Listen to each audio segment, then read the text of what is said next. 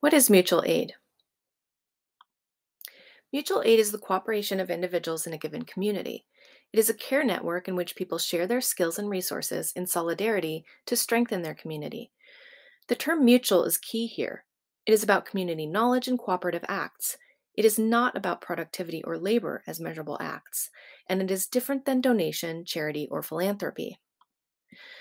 For example, charity is a way of helping others where support and labor flow in one direction.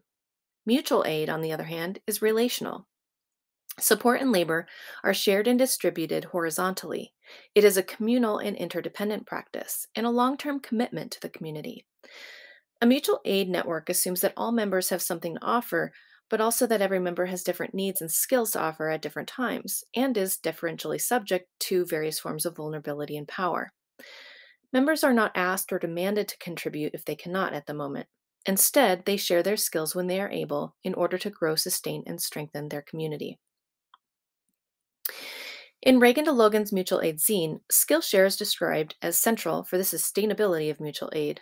No matter our age, ability, or education, we can all contribute. There are many creative ways to contribute, especially when skills may be less labor or financially related. People have value beyond labor, beyond capitalist notions of productivity. Spending time together is emotional nourishment, and that has value. And we can offer the exchange of knowledge cross generationally, no matter what our abilities. Another thing that mutual aid is not is transactional. We do not measure things based on equal reciprocity. We do not need to practice payment or profit. And in fact, we should not practice payment or profit. Mutual aid is not done from the kindness of our own hearts, although that helps. It is done because we respect people's autonomous lives and want our communities to thrive.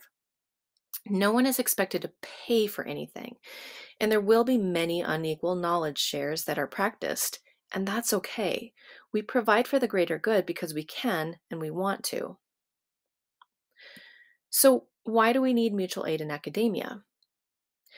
Mutual aid must have a place in academia so long as our institutions rely upon the labor and money of vulnerable populations made more vulnerable through their associations with colleges and universities. Frameworks and action are needed to build the kinds of universities that we actually want, one that ultimately serves us all. It cannot be overstated that academic institutions are in crisis. Just as women, Black and Indigenous people of color, LGBTQIA, and disabled folks have begun to finally gain access to a several hundred years old institution, the neoliberalization of the academy has begun to increasingly rely upon and benefit from precarious labor, further stratifying already stubborn hierarchies. Between 1975 and 2015, the percentage of tenure-line faculty decreased from 45% of the labor force in post-secondary education to 30%. During the same 40-year period, the percentage of labor force identified as contingent rose from 55% to 70%. The corporatization of higher education is working really well for those at the top and harming those of us who are doing education, teachers and learners. Labor conditions play a significant role in an instructor's effectiveness in the classroom, and we all know that teacher working conditions are student learning conditions. So, how do we agitate for change in the academy? We have to work for the changes we deserve and begin living and working in ways that align with our ambitions for just and present futures. For us, this means acknowledging the working and learning conditions in our fields. Financial insecurity among our faculty, staff, and students is the norm, not the rare exception. Precarity within the field is rampant. Our relationships to our institutions are constantly in question. The futures of the field and our place within them are unknown. Insecurity has been normalized.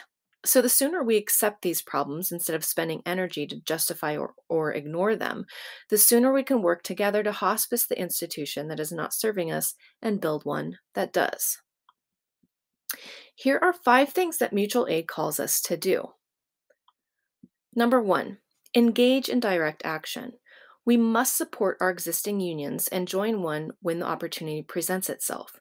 We need to push for unionization where there is resistance and stand in solidarity with frontline and essential workers on our campuses and beyond. Number 2, normalize and politicize our needs. So often we attach ourselves to shame, and shame attaches itself to some of us more than to others. We need to address why this is. Those of us who live in poverty need not be ashamed. It's the system that has failed us. So, how can we get comfortable asking for financial and emotional support? How can we help others get comfortable asking for financial and emotional support? Collective action and organization are ways to mitigate the precariousness that has shaped our lives. Moving our private realities as they are related to our chosen professions into the public sphere is necessary if we want to change the conditions under which we work and live.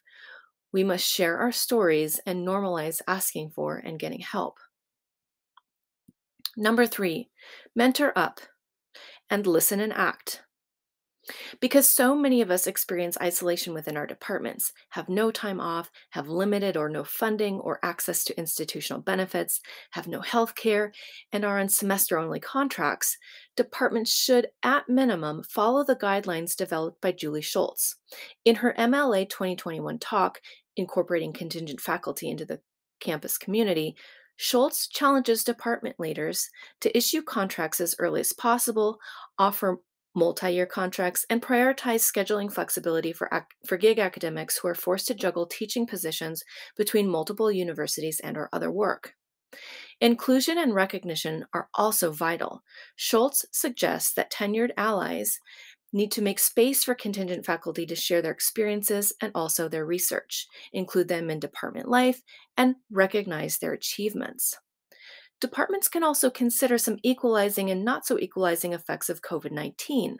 Remote teaching and learning conditions have taught us a lot about accessibility.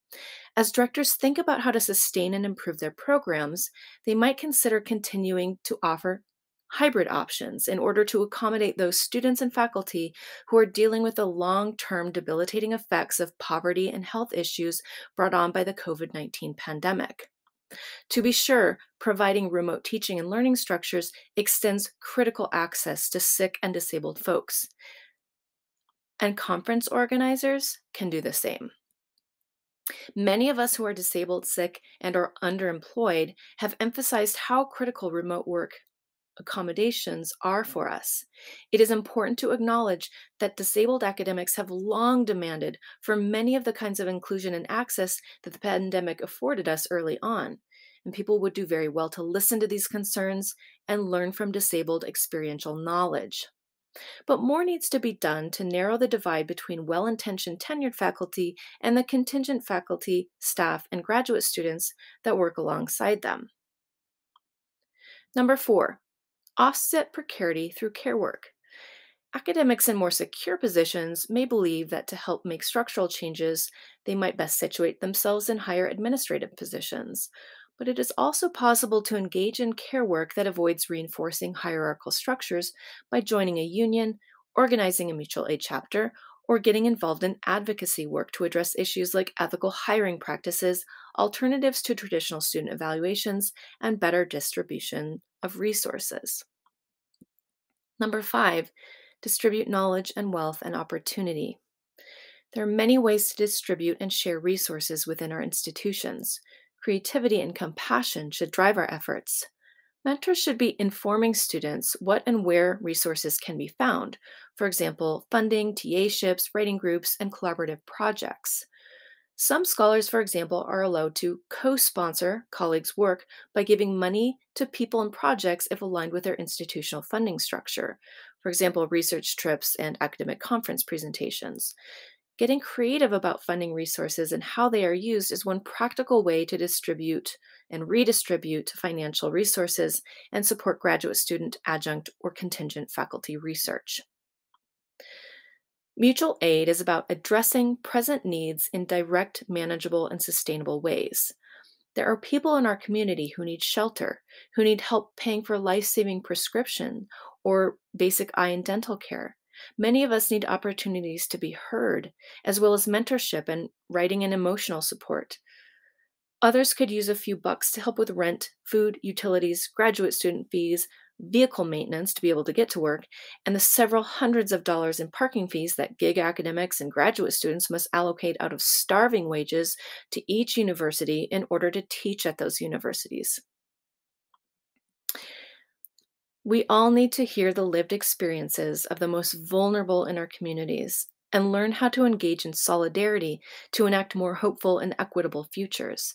And until our professions change, until our institutions implode, and until something intent with inclusion is built, our collective work must embrace care.